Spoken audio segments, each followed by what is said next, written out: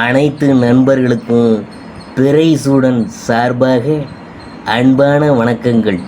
இந்த வீடியோ பிடித்திருந்தால் லைக் பண்ணுங்கள், ஷேர் பண்ணுங்கள், கமெண்ட் பண்ணுங்கள், மறக்காமல் சப்ஸ்கிரைப் பண்ணுங்கள். வாங்க வீடியோ பார்ப்போம். பங்குனி மாதத்தில் சூரிய கிரகணம், மீன ராசியில் கிரகங்களின் கூட்டணி, யாரெல்லாம் கவனமாக இருக்கணும் அதை பற்றி தான் பார்க்க போகிறோம். நவ கிரகங்களின் தலைவனான சூரியன் ஆசிரியராகிய குரு பகவானின் வீட்டில், அதாவது மீனத்தில் சஞ்சரிக்கும் மாதம் பங்குனி மாதம். மீன ராசியில் ராகுவுடன் சூரியன், சந்திரன், சுக்கிரன் இணைந்து பயணம் செய்ய போகும் இந்த மாதத்தில் சூரிய கிரகணம் நிகழப்போகுது. மீனராசியில் 4 கிரகங்களின் சேர்க்கையால் என்னென்ன பலன்கள் யாராருக்கெல்லாம் கிடைக்கப் போகிறது என்று நாம் பார்க்க போகிறோம்.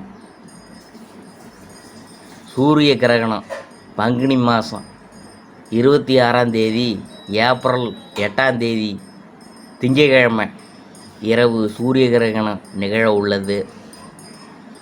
இந்திய நேரப்படி இரவு நேரத்தில் நிகழும் சூரிய கிரகணம் என்கிறனால இங்கு தெரியாது. ராகுவுடன் சூரியன், சந்திரன் இணைந்து ராகு கிரகஸ்த சூரிய கிரகணம் நிகழப்போகுது.